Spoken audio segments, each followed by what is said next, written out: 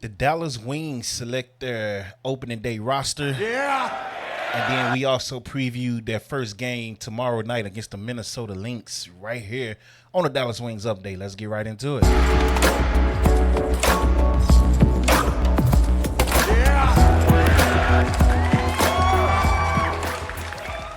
Yep. Welcome back to your Dallas Wings Update here, brought to you by DopeContent.com. Yeah! It's also brought to you now by DallasHoop.com. Yeah! Make sure you check out DallasHoop.com to stay up to date with everything Dallas Wings. You want to check out some photos that we take at the games, maybe some exclusive interviews that we're going to shoot for this year. It's all going to be on DallasHoop.com and DopeContent.com. Yeah! Thank you for joining once again. This is your host, Kevin Lewis here. If you ever watch this channel, if you ever gave it a chance, I want to say thank you before we get started. Even if you didn't like what you saw, just thank you for giving it a chance. I appreciate you because it's not easy trying to build a brand and be a content creator and yada yada. So thank you once again. Now let's get into it. I'm not here to waste your time. I don't want to be here all day. So if I talk fast, please forgive me. I tend to do that when I try to keep a video under a certain amount of time. But the Dallas Wings, as you see on the screen, select their opening day roster. And on that roster is NaLyssa Smith, Myisha Hines-Allen, Kaila Charles, who I used to call Kaila Charles, come to find out is Kaila Charles, Paige Bueckers, Aziaha James, Quinerly, who I told y'all to look out for weeks ago, right? Shout out to JJ, man. Third rounder, made the team. Shout out to her. Yeah! Teaira McCowan, Maddy Siegrist, DiJonai Carrington, Arike Ogunbowale, Tyasha Harris, and then you have Luisa. I don't know how to say her last name. I haven't heard anybody pronounce her last name, so I don't want to offend her by butchering her last name. So I'm just going to call her LG for today. She's the rookie center, and she's the rookie center from Germany, and right now she's overseas. So shout out to the first 12 opening day roster. And when you look at this roster, what it reminds me of from what I've seen at training camp, what I've seen during preseason, and seeing who made the final 12, this reminds me of the old school Phoenix Suns back in the day with Steve Nash, Sean Marion, and Joe Johnson, Rajah Bell, Amari Stoudemire. You know, Amari Stoudemire was playing center. Sean Marion was playing power forward. Both of those guys was undersized at their position. And then you had Steve Nash running the point, and then you had Barbosa coming off the bench. You had sometimes, at a point you had Grant Hill, and then when you didn't have Grant Hill, you had Joe Johnson once again, Rajah Bell defender at the 2. So this team reminds me of that team, and what can you expect from that team? I would say the same thing. It will be a high energy, fast paced offense. They're going to rely on their offense to put that pressure and wear it down the other team. And then defensive-wise, I would give the Wings a defensive edge versus what Phoenix had in the NBA because the Wings have more defenders. The Wings can play defense from top to bottom from this roster that I've seen. Like, everybody on here can play on both sides of the ball. Phoenix didn't have that back in the day. Steve Nash wasn't a defender. Barbosa, he was quick, but he wasn't really a defender. Like, they had Rajah Bell as a defender. They had Grant Hill, older Grant Hill, but he was older as a defender when he was there. And then they relied on Sean Marion as a defender. But outside of that, that was pretty much it, But this Dallas Wings team, across the board, from top to bottom, everybody can score. Everybody can play defense. So I will give them the edge there. Yeah. And, we got to see how this small ball work in the WNBA. I think it's going to be better than what we saw last year. It's kind of hard to top. It's hard to be worse than what we saw last year, let's be honest. But I think it's going to be better for matchups like Minnesota, for matchups like A'ja Wilson and all of them, because what we saw last year and the year before, even when they was winning 2 years ago, is when they matched up against these athletic bigs, they just take our bigs to the perimeter and just go to work on them. because they know Teaira was too slow to move her feet to keep up with like A'ja Wilson and Arike Ogunbowale and all them, right? So they would just pull them out. They would pull Kalani out to the perimeter, and they'll go to work there. So you're not going to be able to do that, especially if we end up seeing the same starting lineup that we saw in the last preseason game, where NaLyssa was playing at the center, then Myisha was playing at the 4, right? So it's a lot of ways you can do. It's a lot of things you can do with this roster. Now, with that being said, I still think you need to find a way to keep Teaira McCowan involved. Like this offense, she hasn't looked too comfortable yet. Now, she did have a good second half in the last preseason game, but that was with all the bench players. So they was just feeding her the ball. When the starters in and the top players in, they wasn't feeding her the ball. There was actually times where they was throwing the ball over her head when she was in the post. And she had a mismatch.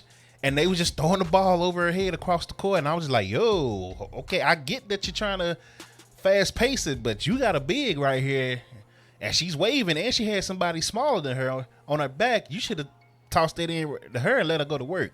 So that's going to be something to watch. Like, how can they fit Teaira McCowan into this new system and this new scheme and this fast-paced scheme? So Teaira was hustling last game. She was running up and down the court. Like, hey, I like what I saw from Teaira. So now, if she's showing you that she's willing to go more up pace and run with the team, you got to feed her the ball too. I'm not saying do like you did last year where you was trying to force it into her all the time. No. Let her shoot. She's showing that she got a nice mid-range jumper. Do some pick and pops. You know, pick and roll, pick and pops with her. Give her an opportunity to do something, right? So don't just overlook her because we're in a faster pace system. That's all I'm saying when it comes there. So moving on, once again, that is your final 12. Shout out to these ladies for making the final 12. Again, if I'm talking too fast, I apologize. I'll try to keep these videos as short as possible. So if I'm talking too fast, I apologize. If I miss anything or if you want to know anything else that I might have missed, let me know in the comment section. I do reply back to everybody in the comments. If I see it, I'm replying because I appreciate you guys for even taking the time out to watch. Yeah. So, moving on, let's preview tomorrow's game, game 1 of the season, home opener, season opener against the Minnesota Lynx. And before we do that, we're going to watch the promo video that the Wings dropped earlier today because I thought it was fire. So, let's go ahead and watch that video, and then we'll get into the game tomorrow. Winners don't just come from everywhere, but trust me, legends are made here in Texas. Cynthia Cooper.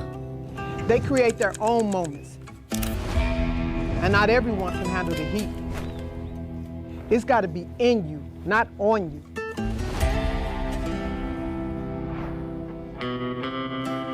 Around these parts, we get to it.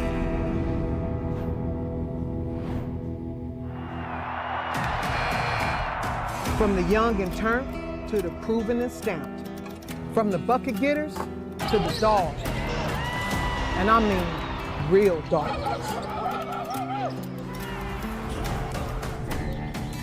We got it on all levels. On offense, you better watch your steps, because we can get confident anywhere. And on defense, we're like a fly that keeps buzzing in your ear that's getting louder and louder and louder. We done with the small talk. It's about that time. You know what we doing? She buzzes around and around and around. Get louder, badder, tougher, stronger. So saddle up, buckle your boots. It's gonna be a wild, wild ride.